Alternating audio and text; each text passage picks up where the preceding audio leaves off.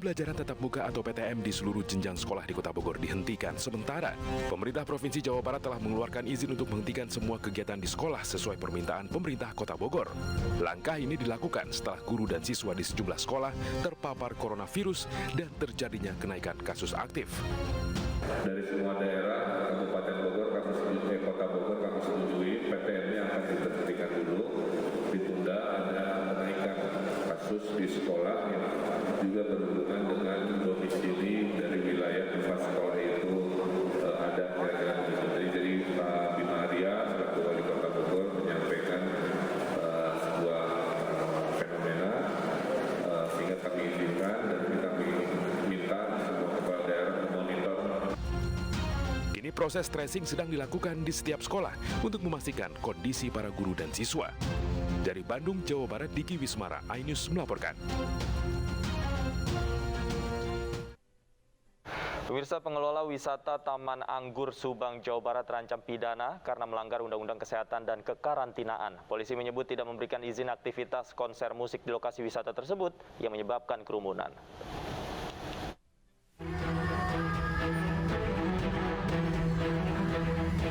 Selain mendapatkan sanksi penutupan sementara, pengelola kawasan wisata Taman Anggur O dan I, Kampung Kukulu, Kecamatan Pangadem Barat, Subang, Jawa Barat terancam sanksi pidana karena melanggar Undang-Undang Kesehatan dan Kekarantinaan terkait protokol kesehatan COVID-19.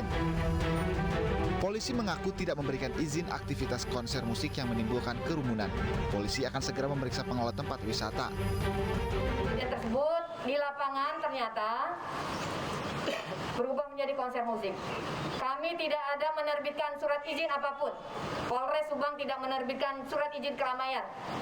Tetapi kegiatan tersebut mendapatkan rekomendasi dari Satgas Covid tentunya dengan menerapkan protokol kesehatan. Tetapi di lapangan terjadi kerumunan, pada pukul 15.30 kami langsung bubarkan.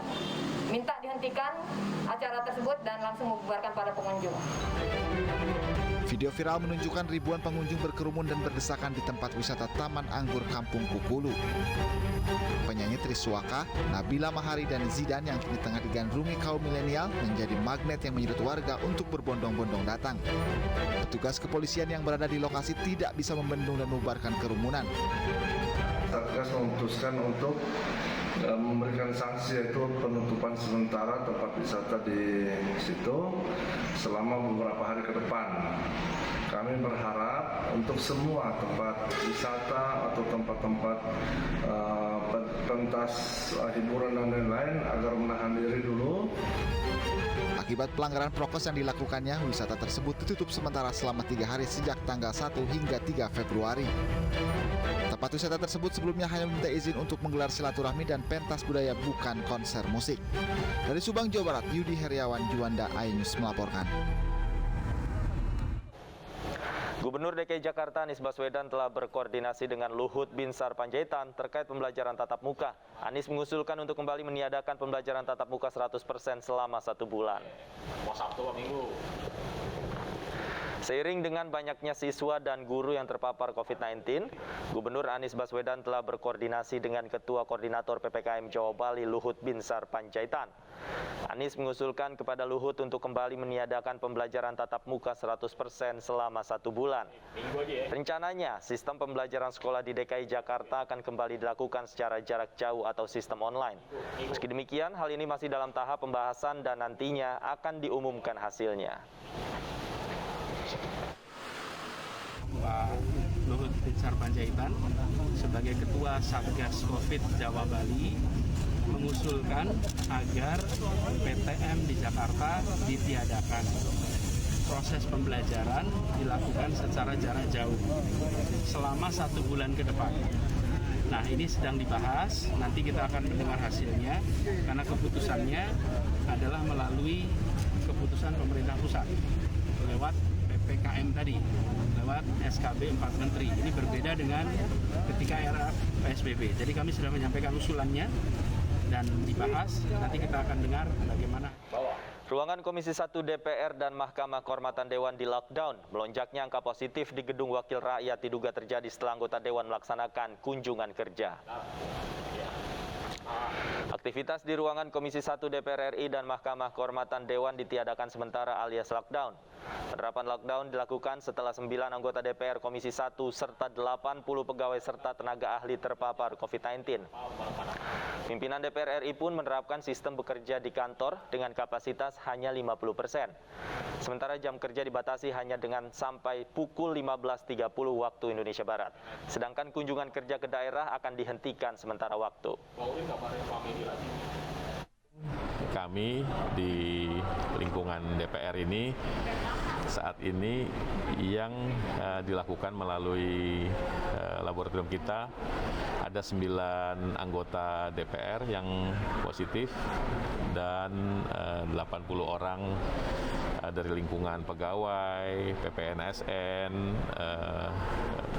dan tenaga ahli Dewan. Jadi sekarang ini tentu kita akan berketat.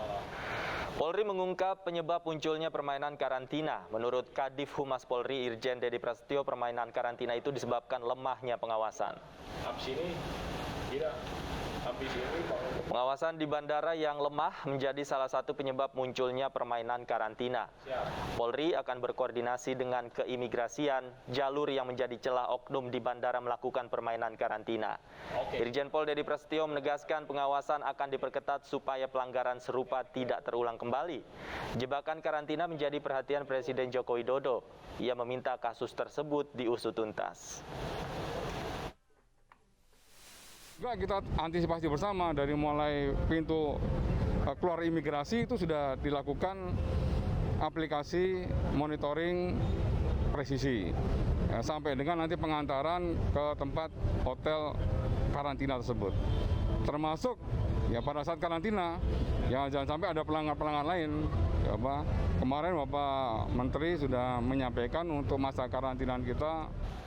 Pemirsa, usai sudah kebersamaan kita dalam iNews sore hari ini, kita percaya pandemi akan bisa dilalui dengan saling jaga dan saling peduli. Mari kita jaga diri dan saling mengingatkan untuk selalu patuhi protokol kesehatan. Bukan begitu, Stefani?